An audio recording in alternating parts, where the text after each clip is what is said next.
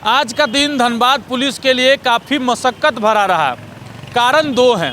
सबसे पहला कारण तो यह है कि IIT ISM के 100 वर्ष पूरे होने के उपलक्ष्य में झारखंड के राज्यपाल आज धनबाद पहुंचे थे, जिसकी चाक चौबंद और व्यवस्था करने में धनबाद पुलिस जो है वो लगी पड़ी थी। उधर हमने आपको दिखाया था कि धनबाद में होमगार्ड की बहाली चल रही है, तो कुछ पुलिस का डिप्यूटेशन वहाँ भी दिया गया है।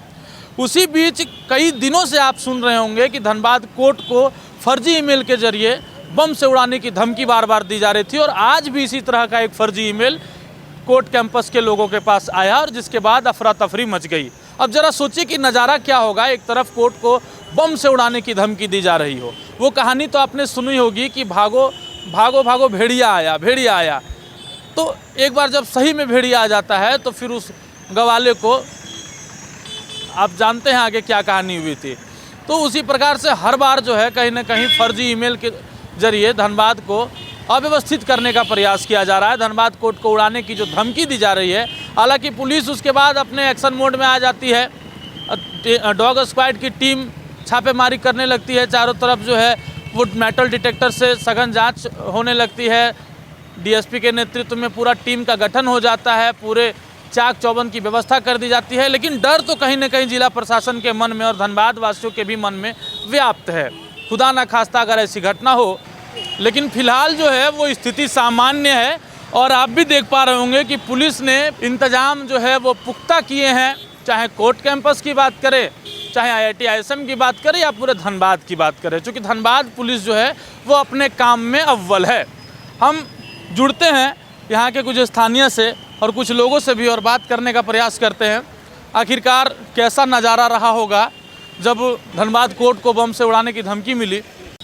फिलहाल धनबाद पुलिस ने विधि व्यवस्था को अपने हाथ में रखा है, और कमान जो है वो टाइट है, क्योंकि धनबाद पुलिस अव्वल है, और धनबाद पुलिस हर एक व्यवस्था से टकराने को भी मजबूती से तैनात है।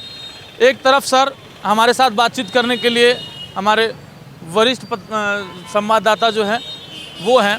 सर, एक तरफ का नज़ारा अगर हम देखें तो कोर्ट में फर्जी ईमेल के जरिए कोर्ट को उड़ाने की धमकी दी जा रही थी। इस वक्त हम लोग धनबाद के सेंटर पॉइंट में खड़े हैं। यहाँ से 100 मीटर पहले कोर्ट रहता है, और 100 मीटर बाद जो है वो ISM है, जहाँ पर राज्य के राज्यपाल जो है वो पहुँचे हुए हैं। तो धनबाद का विधि व्यवस्था कुछ देर के लिए तो ताक पर जरूर होगी। नहीं, आपने सही कहा। देखिए, ये लगातार कोर्ट को उड़ाने की धमकी मिल रही है। ऐसे में एक सुनियोजित साजिश रची जा रही है, या फिर क्या है इसके पीछे, इसकी पूरी जांच होनी चाहिए। आखिर बार बार मेल कैसे आ रहा है, तो एक सजगता होकर इसकी जांच होनी चाहिए, ताकि इस तरह की पुनरावृत्ति ना हो। दूसरी तरफ राज्यपाल का यहाँ IIT ISM में कार्यक्रम है, उनका आगमन है, तो ऐसे में पुलिस प्रशासन के पास कई तरह की चुनौतियाँ हैं। राज्यपाल का आगमन है, इधर कोर्ट में धमकी भरे मेल आ जा रहे हैं। न सिर्फ धनबाद बल्कि साहेबगंज सहित अन्य कोर्ट में भी जो मेल आ रहे हैं लगातार बम से उड़ाने की, इस पर सजगता जरूरी है, ताकि दोबारा जो मेल नहीं आए। हमारे जो तकनीकी साक्ष्य हैं उसको मजबूत करने की जरूरत है, तकनीकी पहलू पर काम करने की जरूरत है, ताकि कहाँ से मेल आ रहे हैं, किसके द्वारा मेल भेजा जा रहा है, कौन इसके पीछे है, इसका पर्दाफाश होना चाहिए। और अभी स्थिति ऐसी है कि आज सुबह में कोर्ट को बम से उड़ाने की धमकी मिली है। उधर IIT ISM में राज्यपाल का कार्यक्रम है, तमाम पुलिस व्यवस्था वहाँ तैनात है राज्यपाल की सुरक्षा में, क्योंकि पुलिस के पास कई तरह की चुनौतियाँ होती है। एक तरफ जहाँ इस तरह की बातों को अफवाह के रूप में बोला जा सकता है, चूँकि अभी अफवाह ही है, जाँच हुआ है, वहीं दूसरी तरफ सुरक्षा व्यवस्था ये पुख्ता करना, चूँकि जो प्रोटोकॉल है राज्यपाल का, राष्ट्रपति का, उपराष्ट्रपति का, प्रधानमंत्री का, ऐसे प्रोटोकॉल को पालन करने के लिए विधि व्यवस्था बहुत अच्छे तरीके से रखने की ज़रूरत होती है। तो जिस तरह से ये बातें सामने आ रही है, ऐसे में पूरी सजगता से जांच करने की ज़रूरत है, ताकि इसकी पुनरावृत्ति ना हो। आखिर ये मेल कौन भेज रहा है? कहीं ना कहीं तकनीकी साक्ष्य कमज़ोर है, तो तकनीकी साक्ष्य को मजबूत करने की ज़रूरत है। कुछ दिन पहले जो है वो सूत्रों के हवाले खबर यह भी निकल कर आया था कि दिल्ली पुलिस ने किसी एक संदिग्ध को गिरफ्तार भी किया, और बताया जा रहा था कि वही फर्जी ईमेल भेज रहा है। अब गिरफ्तार होने के बाद भी ईमेल आ रहे हैं, तो कहीं ना कहीं इसके पीछे और भी पूरा साइकिल बना हुआ है, पूरा चेन बना हुआ है। वैसे लोगों तक पुलिस कब तक पहुँचे? देखिए, नक्सेस है, इन नक्सेस को तोड़ना जरूरी है। अब गिरफ्तारी किस में हुई है, किस में नहीं हुई है, पूरी तरह से पुष्टि नहीं हुआ है, लेकिन बावजूद अगर मेल आ रहे हैं तो कहीं ना कहीं एक संगीन मामला है। इस पर गंभीरतापूर्वक साक्ष्य को जुटाकर, तकनीकी पहलुओं के साथ बैठक कर, तकनीकी जितने भी सदस्य हैं उनके साथ बैठक कर, इसके पीछे जड़ को खोदना जरूरी है, जड़ तक जाना जरूरी है, तभी इस पर लगाम लग पाएगा। तो हमारा जो टेक्निकल जो टीम है, टेक्निकल जितने भी एविडेंस है उसको मजबूत करने की ज़रूरत है। अगर वो कमज़ोर है तो उसको मजबूत करने की ज़रूरत है, ताकि इस तरह की घटना की पुनरावृत्ति ना हो। देखिए, मेल भी आना है, एक आम पब्लिक को अगर केवल फ़ोन आ जाता है किसी आम आदमी का धमकी भरा, तो वो डर जाता है। यहाँ तो लगातार उड़ाने की धमकी मिल रही है कोर्ट को।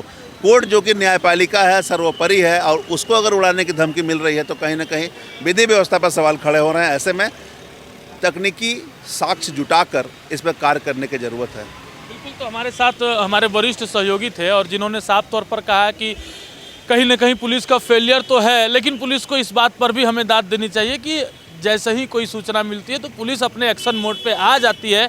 अभी तक भगवान भरोसे कोई घटना तो घटी नहीं, लेकिन कहा यह भी जा सकता है कि कब वो मेल फर्जी से और सच साबित हो जाए, इसका कोई गारंटी नहीं है। तो पुलिस जो है अपने काम पर लगातार वो जो है अपने काम को देखती हैं, और कोई भी अगर फर्जी तरीके से भी कोई अगर ईमेल भेजता है तो पुलिस तुरंत एक्शन मोड में आ जाती है। क्योंकि पूरा धनबाद का जो विधि व्यवस्था है वो धनबाद पुलिस के ऊपर है, और ऐसे में एक चूक जो है वो पुलिस की भारी नाकामी को साबित कर देगी।